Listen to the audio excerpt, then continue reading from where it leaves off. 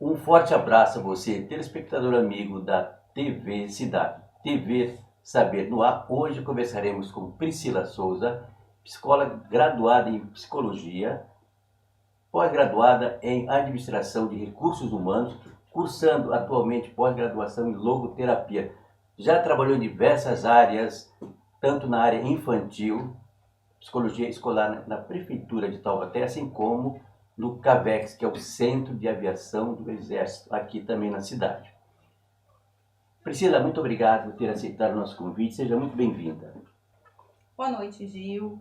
Uma alegria estar aqui. Agradeço a oportunidade, agradeço o convite de vir conversar um pouquinho com você sobre a psicologia, sobre o meu trabalho. Priscila, quantos anos de formação você tem e em quais áreas você já atuou? Gil, eu agora em dezembro desse ano, eu faço 18 anos de formada. Já trabalhei em algumas áreas da psicologia, né? Logo que eu me formei, trabalhei em psicologia clínica infantil, né? Atendia crianças em clínica. Depois passei no concurso da Prefeitura de Taubaté, fui trabalhar num projeto na parte de educação, né? Psicologia escolar. Depois engravidei, aí saí da prefeitura, né, para ficar um tempo com a minha filha. Depois tive o meu segundo filho e aí nesse meio tempo fui tentando conciliar, né, porque para mim as crianças, né, tá com os meus filhos sempre foi uma prioridade, então eu sempre tentei conciliar o meu trabalho com a questão da maternidade, a questão do cuidado com a família, né, sempre foi uma prioridade para mim.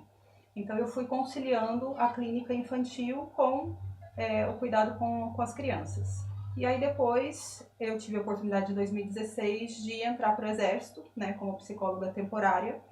E aí lá eu fiquei por 5 anos. E depois saí, fiquei um tempo afastada da psicologia e de algum tempo para cá, alguns anos, eu voltei para a parte de clínica novamente, só que agora com adultos. Você falou sobre os 5 anos que você trabalhou no CAVEX, que é o Centro de Aviação do Exército. Priscila, diz que o Exército, de uma forma geral, eles são muito rígidos internamente. Como é que foi essa experiência? Olha, Gil, foi uma experiência muito bacana, sabe? Agrega muito pra gente, né? É uma rotina, é um ambiente de trabalho completamente diferente do ambiente organizacional, de trabalhar numa empresa, de trabalhar numa clínica, né? Lá dentro eu tive a oportunidade de exercer a psicologia de algumas maneiras, né? Então eu trabalhava no centro médico, então eu fazia atendimento clínico lá também, né, dos soldados, dos recrutas, né, como a gente costuma chamar, né, dos soldados do efetivo variável, né, fazia esse atendimento clínico, mas trabalhava também nas outras organizações militares lá dentro, na parte de psicologia organizacional e com a parte de psicologia de aviação, né, que envolve a questão da segurança de voo, né, treinamentos, palestras, enfim, acompanhamento dos militares. Então, me permitiu desenvolver muitas áreas da minha vida.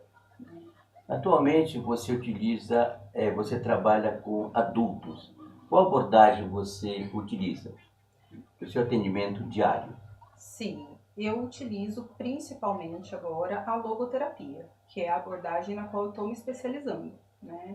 É difícil a gente dizer que a gente usa exclusivamente uma abordagem na psicologia. Né? Atualmente, a percepção está se abrindo muito para isso, para a gente utilizar mais de uma abordagem, né? Então, uma abordagem central e outras técnicas de outras abordagens que se conversam, né? Então, isso é totalmente possível. Então, eu utilizava muito a terapia cognitivo-comportamental anteriormente e atualmente, desde que eu ingressei na pós, desde o ano passado, na verdade, quando eu comecei a estudar logoterapia, eu venho utilizando essa abordagem, né? A logoterapia é uma abordagem que não é muito conhecida, né? Apesar de não ser nova, ela foi criada por um psiquiatra e neurologista de Viena, na Áustria, o Viktor Frankl. Né?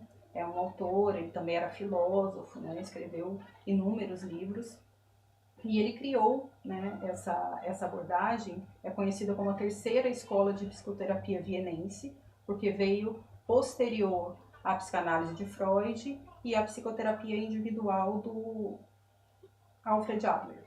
E o Viktor Frankl, ele começou a desenvolver, ele foi contemporâneo, né, do Freud, inclusive. Então, no início do século passado, ele nasceu em 1905. Então, ele teve algum contato com Freud, apesar do Freud ser mais velho que ele teve um contato, né? Ele estudou a psicanálise, ele conheceu bastante a psicanálise. E, em determinado momento, ele foi evoluindo com os estudos dele e eles, né, assim, as ideias do Frankl se divergiram.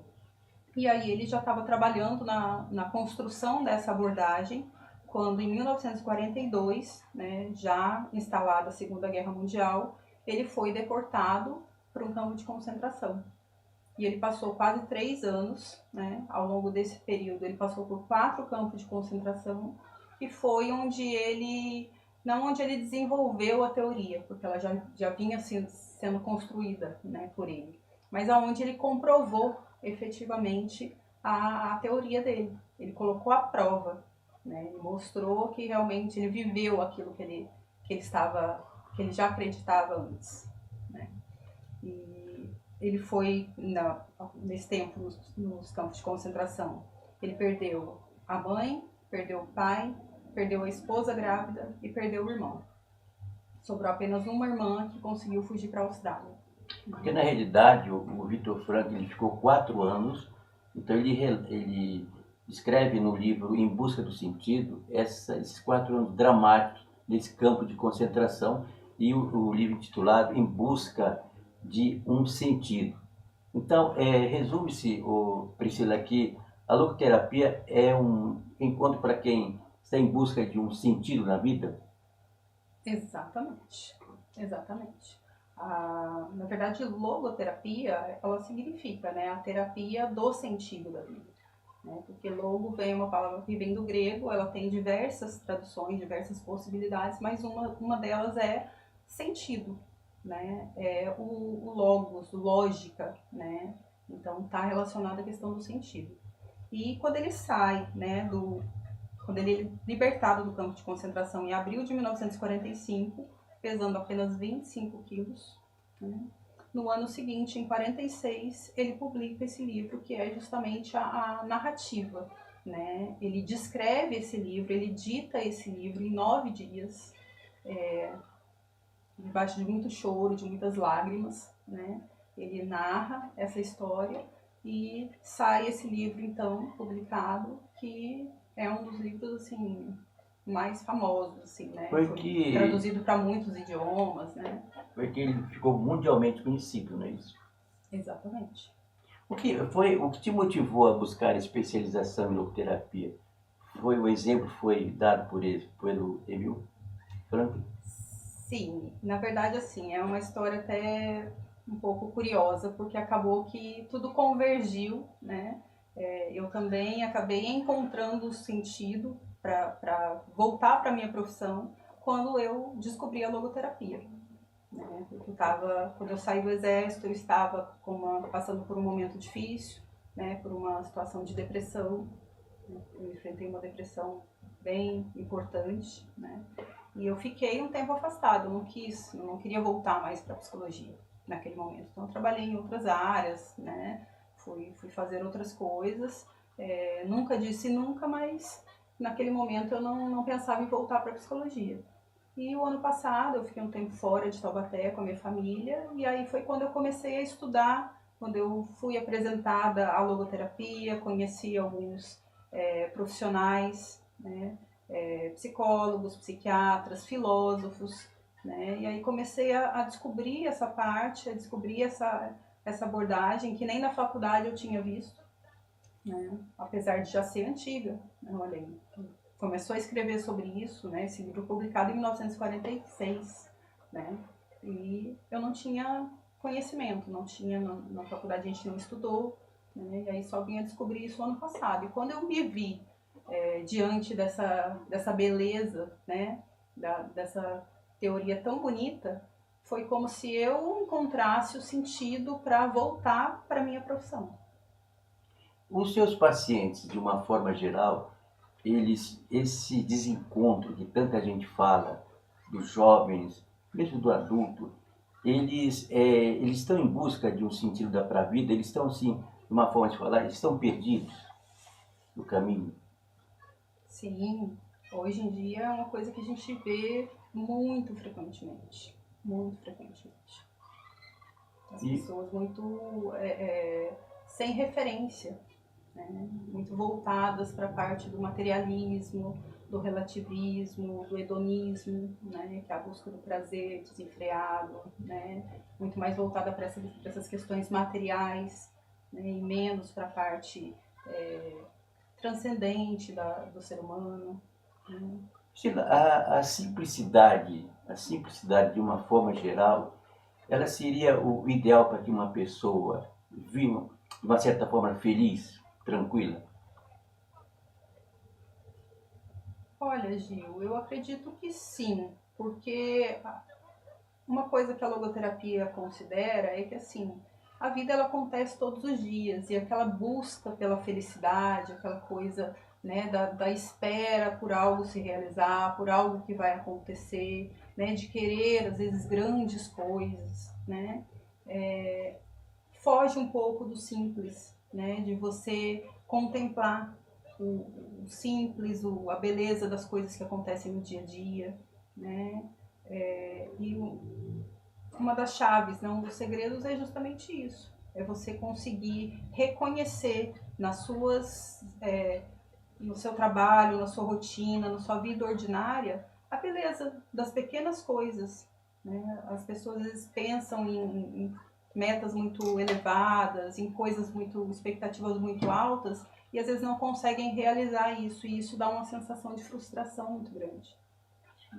Ao passo que se você começa a observar as pequenas coisas da rotina, do dia a dia, né, do trabalho, né, no caminho que você faz, né, a beleza de um pôr do sol, a contemplação mesmo de pequenas coisas, né, da importância que tem cada coisa que você tem que fazer, cada um dos seus deveres, né, se você consegue contemplar, consegue olhar para isso e usufruir disso, aproveitar dessas coisas, com certeza a felicidade ela vem como consequência, né? A satisfação do seu dever cumprido, do que você tem que fazer, que você conseguiu fazer bem feito. Priscila, você, de uma forma breve, você poderia nos explicar eh, como que a logoterapia ela difere de outras abordagens terapêuticas? Sim. A logoterapia, ela está dentro de um contexto, né? Tanto que o nome certo, né, dessa abordagem é logoterapia e análise existencial, né? Porque ela parte do princípio de você fazer uma análise da existência, né? Então ela considera o ser humano em todo o seu, em toda a sua integralidade, tá? Então considera a parte biológica, a parte psicológica e a parte espiritual, mas não é um espiritual voltado para a parte religiosa. Também pode ser, né, para quem o tem, mas independe disso. Tanto que Frankl chama essa parte espiritual também de noética, né, a parte da alma. Né?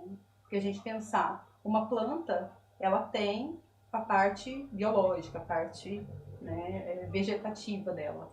Né? Já um animalzinho, um cachorrinho, ele tem a parte biológica e ele tem a parte psicológica também.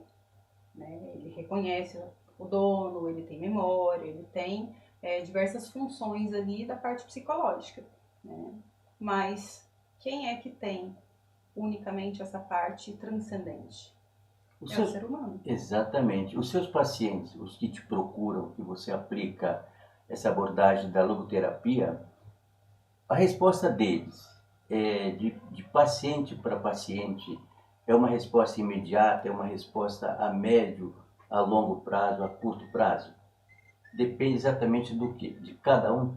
Depende de cada um, depende de cada situação, de cada paciente, de cada pessoa que é única e irrepetível, né? Cada um tem as suas características, cada um tem as suas dores, as suas demandas, né? Cada um tem uma disposição para o processo da terapia, isso é importante dizer, né? Então quem procura inicialmente tem que estar disposto, né, a se abrir para que o processo aconteça, né? Porque o psicólogo ele é só um instrumento, ele é um mediador, né, de um conhecimento que ele tem para ajudar, auxiliar aquela pessoa, aquele ser humano que está na frente dele, né? Mas quem executa, quem implementa as mudanças, quem faz as reflexões é o próprio paciente. Então, vai depender de cada situação, de cada conflito, de cada sofrimento que o paciente está passando, né? Tem situações que são mais fáceis, mais tranquilas de serem trabalhadas, outras são mais complexas, mais profundas, né? Demandam um tempo maior de análise, né? Análise no sentido dessa análise existencial, né? Do paciente conseguir olhar para si, olhar para a sua vida e fazer essa análise de uma forma mediada pelo profissional. Priscila, sabes que de uns tempos agora, a procura por psicólogos, os consultórios eles foram muito procurados de uma forma geral. A que se deve esse crescimento tão grande de pessoas em busca de uma ajuda profissional? Olha, Gil, eu acho que principalmente depois da pandemia, né, onde houve uma situação jamais imaginada por qualquer um de nós, né, de viver, de passar por restrições, né, e tamanho medo, insegurança, né, como a gente viveu aquele período. Então isso trouxe, né, à tona uma série de questões, né, exacerbou às vezes conflitos internos, dores, dificuldades, né, medo, muita ansiedade. Então tudo isso foi aumentando, né? E as pessoas começaram a ter mais dificuldade, a perceber essas questões, olhar para elas, porque às vezes elas começaram a gritar dentro de cada um. Então, às vezes a gente tenta abafar um pouco, né? Passa por situações ali de dificuldade, mas a gente vai tocando a vida, né? E principalmente devido à pandemia, eu acho que essas dores elas ficaram mais intensas, né? E as pessoas tiveram mais dificuldade de lidar. Então, foi daí que começou a ter uma procura maior. A gente sentiu uma necessidade maior das pessoas. Muito preconceito foi quebrado, muita gente conseguiu vencer, né? Porque ainda tem, né, associado à psicologia, à psiquiatria, né, o preconceito de que é para louco, é para quem tem algum problema grave, né? E longe disso, né? Qualquer um que tenha ou qualquer tipo de dor, de sofrimento, de necessidade dessa parte emocional, pode e deve procurar, e mesmo quem não tem, né? O simples fato de você querer conhecer mais você mesmo, querer se autodesenvolver, querer um amadurecimento, né? Tudo isso já é motivo para se buscar uma ajuda profissional de um psicólogo. Priscila, como que a logoterapia ela pode ajudar uma pessoa no seu momento de crise? Então, a logoterapia, para que ela consiga ajudar, né, a maneira como a gente trabalha no consultório, é que a pessoa consiga fazer essa análise da própria existência. Então, diante de uma dor, diante de uma crise, diante de um sofrimento, que ela possa analisar as possibilidades que ela tem. E essa é uma das diferenças também de outras abordagens, né? A TCC, por exemplo, terapia cognitivo-comportamental, ela foca muito no pensamento, nas emoções, né? A psicanálise, ela está muito voltada para as questões do passado, para as questões, né, do impacto, dos traumas e de vivências do passado. Já a logoterapia, ela tem esse olhar mais voltado para o futuro, né, para as possibilidades que o paciente pode ter. Então, a gente vai ajudá-lo nesse processo para que ele desenvolva estratégias, ferramentas, para lidar melhor na percepção das circunstâncias em que ele se encontra, né? Tem um autor espanhol, né, que é Ortega y Gasset, e ele coloca dessa forma, ele coloca que eu sou eu e minhas circunstâncias, né? Então, se não salva elas, não salva a mim. Então, a pessoa ela tem que olhar para essas circunstâncias dela e tem que tentar achar possibilidades, né? Porque diante, é uma das premissas fundamentais da logoterapia, que diante de um sofrimento inevitável, diante de uma circunstância que se apresenta, todo ser humano é livre. Não é livre de enfrentar aquela situação, de passar por aquele sofrimento, mas é livre para enfrentá-lo de uma maneira mais, com mais fortaleza, com a cabeça erguida, tentando tirar ensinamentos daquela situação, né? Então, em primeira instância, toda pessoa humana ela é livre para escolher, para buscar alguma alternativa, para mudar algo dentro de si, para conseguir enfrentar aquela situação de uma forma diferente. Você sabe que a condição financeira, ela independe se o camarada é bem de vida ou não. Eu vou contar uma história que aconteceu inclusive comigo na final, no meio da década de 90, eu morava em Cotia, próximo a São Paulo, então toda sexta eu ia numa psicóloga. Então eu chegava na época, não tinha tanto carro importado, ela não tinha secretário, eu chegava, tinha um carro muito bonito, importado, imenso carro, eu subia tal, saía um senhor, boa noite, tal, ia embora. Toda vez. Então um dia eu perguntei para Clara, ela chamava, Clara, esse carro que está aí, é desse senhor que sai, ela falou, ele é um dos homens mais ricos de São Paulo. Ele é um dos diretores do Jockey Club de São Paulo, ele vem aqui numa das fazendas dele. Então eu perguntei para ela, escuta, Clara, mas como é que um senhor, um homem nessa posição, com todo esse dinheiro, veio te procurar problema? A resposta dela, Gil, eu vou só te falar uma coisa, ele já tentou suicídio 2 vezes.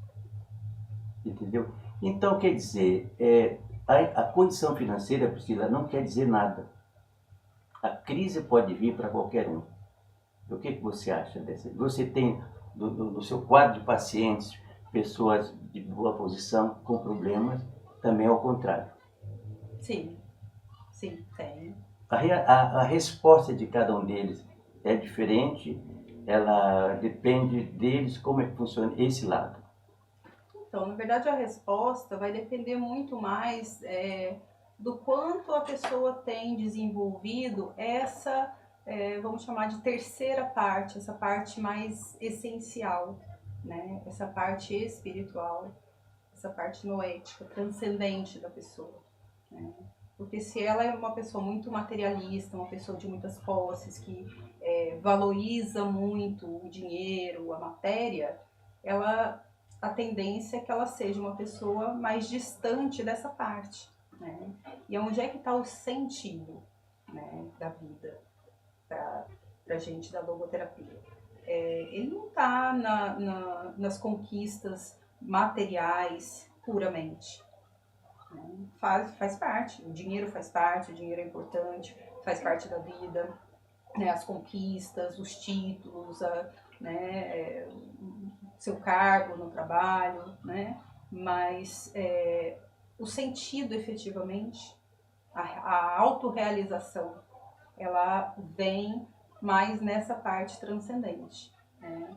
E uma outra coisa importantíssima também, que Frankl considera, a gente só consegue encontrar, né, o sentido, ele já existe, a gente, né, vai ajudar o paciente a encontrar o sentido, a gente mesmo vai encontrar o sentido da nossa vida, mas ele só se realiza para fora, né?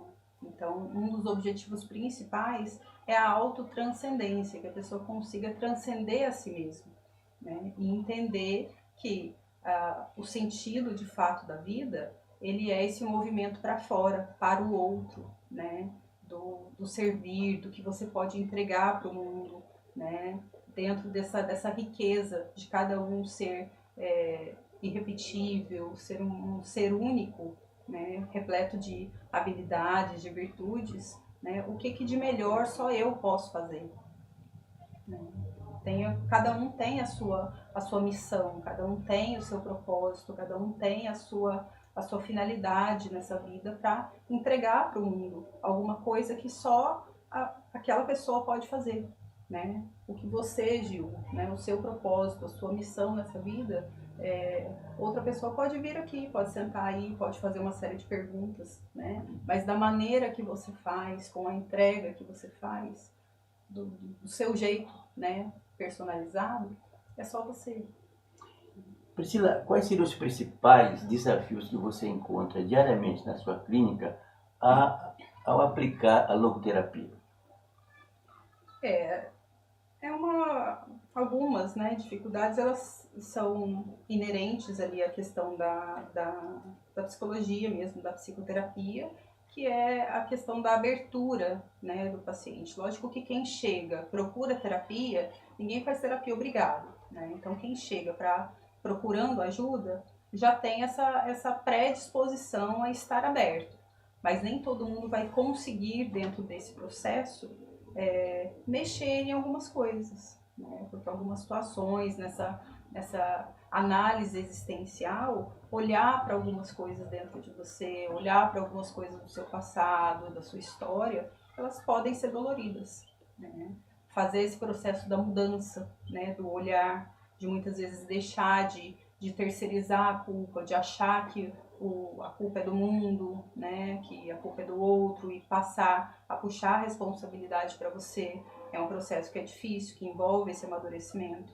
Então, tudo isso são, às vezes, obstáculos, né? Então, vai ter pacientes que vão desistir, não vão estar no momento ainda de enfrentar, de olhar para aquilo, e vão ter outros que vão, apesar da dificuldade, vão conseguir enfrentar essas dificuldades e levar para frente, né? Encarar isso e promover as transformações e modificações necessárias. Priscila, que conselho você daria para as pessoas que estão em busca de encontrar um sentido na sua vida?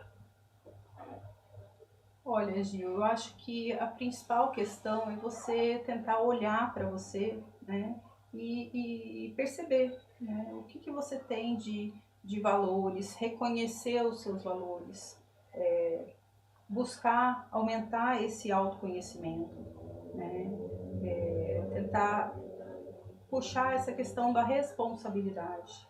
Isso é muito, muito importante. Essa liberdade com responsabilidade que a logoterapia tenta trazer para os pacientes é sobre isso. É sobre você puxar para você a responsabilidade das coisas que acontecem, da maneira que você encara, né, os acontecimentos, da maneira que você lida com as frustrações, com o sofrimento, né?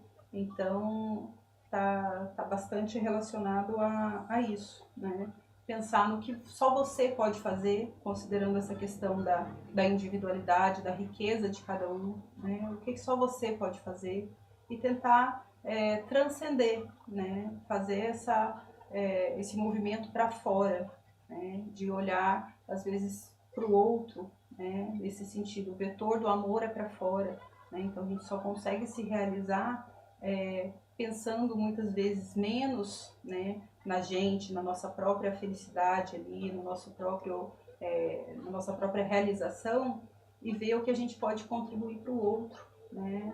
É nesse movimento, nesse processo que a gente consegue colher como fruto a felicidade e a realização e encontrar, né, de fato, o sentido. Priscila, para finalizar, eu gostaria que você deixasse uma mensagem para quem nos assiste.